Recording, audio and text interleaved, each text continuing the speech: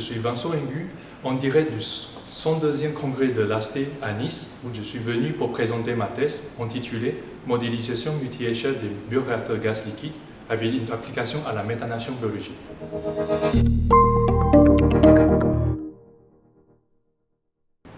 Depuis la guerre en Ukraine, l'Union européenne s'efforce de réduire sa dépendance aux importations de gaz russe et de remplacer progressivement ces gaz naturels par des sources d'énergie renouvelables. Cependant, l'intégration des énergies renouvelables pose de plusieurs défis en raison de leur intermittence et la nécessité de l'équilibrer l'offre et la demande. C'est là que la méthanation biologique entre en jeu en tant qu'une solution de stockage énergétique. Ce procédé convertit le surplus d'électricité en méthane et ce méthane produit peut être stocké dans le réseau de gaz naturel, ce qui facilite l'intégration de l'énergie renouvelable dans le mix énergétique global. Cependant, cette technologie pose encore quelques difficultés, notamment le transfert hydrogène de la phase gaz vers la phase liquide. La recherche actuelle se concentre sur la preuve de concept à petite échelle, mais il y a peu d'études sur la modélisation de ces bioréacteurs, ce qui entrave le passage à l'échelle industrielle. Donc l'objectif de ma thèse est de développer une structure de modèle numérique pour prédire la performance de bioréacteurs à l'échelle pilote et l'échelle industrielle.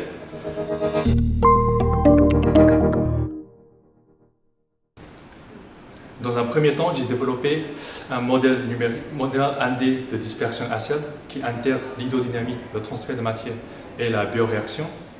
Chaque brique du modèle a été validée et confrontée avec des données expérimentales ou données de la littérature sur des sujets ou des applications similaires, ce qui rend le modèle robuste et fiable.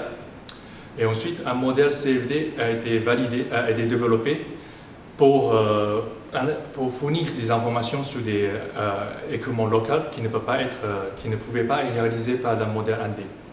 Donc une validation croisée a été faite pour comparer les résultats des deux modèles.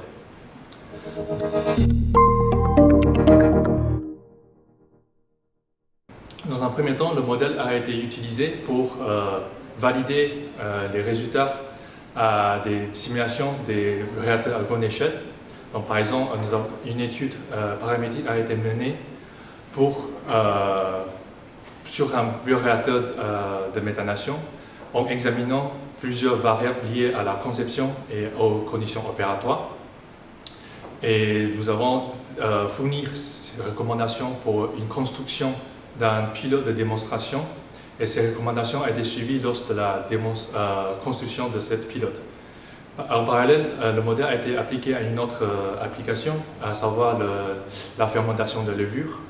Donc, afin d'étudier la possibilité de l'apparition de gradients de substrat dans le bioréacteur, qui est un phénomène économiquement préjudiciable pour l'industrie. En parallèle, nous avons développé des modèles simplifiés ou des ABAC pour l'industrie.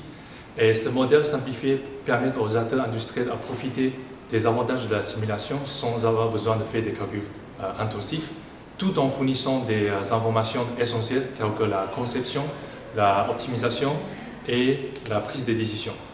Donc, en conclusion, on a développé des modèles numériques généraux qui permettent aux acteurs industriels pour prédire la performance ou faire des changements d'échelle. Et je vous remercie pour votre attention et je vous encourage de découvrir davantage méthanation biologique en consultant nos travaux de recherche. Merci.